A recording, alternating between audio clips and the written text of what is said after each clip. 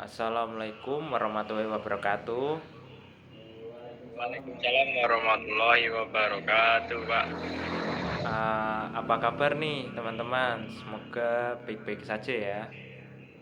Alhamdulillah baik, Pak. Alhamdulillah. Jadi hari ini kita akan memulai pelajaran bahasa Indonesia ya. Sebelum memasuki pelajaran, alangkah baiknya kita berdoa terlebih dahulu sesuai agama yang dipercaya masing-masing. Berdoa mulai.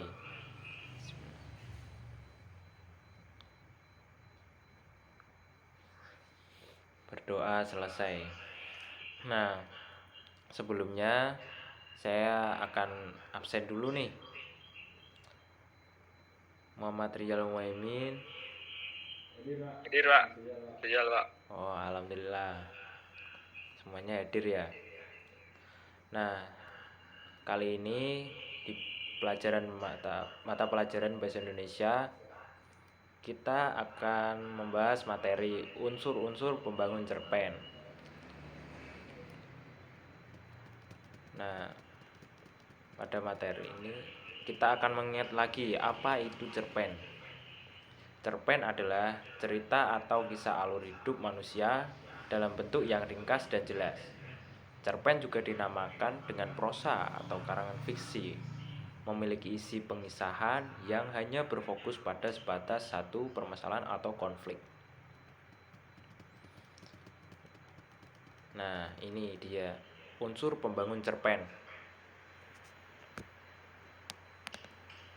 Unsur pembangun cerpen terdiri dari dua bagian, yaitu unsur intrinsik dan ekstrinsik. Unsur intrinsik adalah unsur pembangun cerpen yang berasal dari dalam cerpen itu sendiri. Jika diibaratkan sebuah bangunan, maka unsur intrinsik adalah komponen-komponen bangunan tersebut.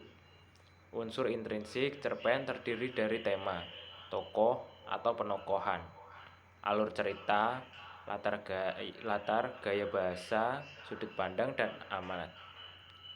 Lalu untuk unsur ekstrinsik, cerpen merupakan salah satu unsur pembentuk cerpen yang berasal dari luar cerita dan tidak terlihat secara langsung, namun memiliki pengaruh terhadap cerita. Nah, ini detail untuk unsur intrinsik. Yang pertama ada tema. Tema jarang dituliskan secara tersurat oleh pengarangnya. Untuk dapat merumuskan tema, kita harus terlebih dahulu mengenali rangkaian peristiwa yang membentuk alur cerita dalam cerpen itu.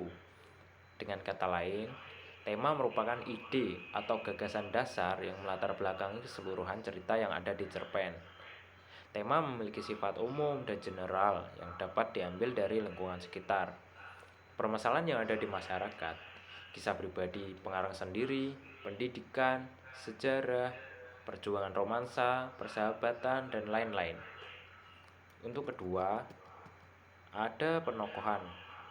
Penokohan merupakan cara pengarang menggambarkan dan mengembangkan karakter tokoh-tokoh dalam cerita. Lalu ada alur. Alur merupakan rangkaian peristiwa yang terbentuk oleh hubungan sebab akibat ataupun bersifat kronologis. Pola pengembangan cerita suatu cerpen beragam. Pola-pola pengembangan cerita harus menarik agar penonton tidak mudah bosan, mudah dipahami, dan logis. Jalan cerita suatu cerpen kadang terbelit-belit dan penuh kejutan, juga kadang-kadang sederhana. Lalu yang keempat ada latar. Latar atau setting meliputi tempat, waktu, dan peristiwa yang digunakan dalam suatu cerita. Latar dalam suatu cerita bisa bersifat faktual atau bisa pula yang imajinatif. Latar berfungsi untuk memperkuat atau mempertegas keyakinan pembaca terhadap jalannya suatu cerita. Lalu yang kelima adalah gaya bahasa.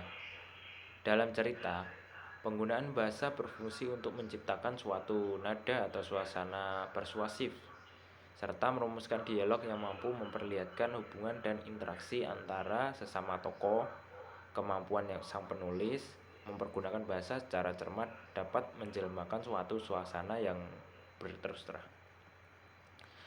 Lalu yang keenam ada sudut pandang.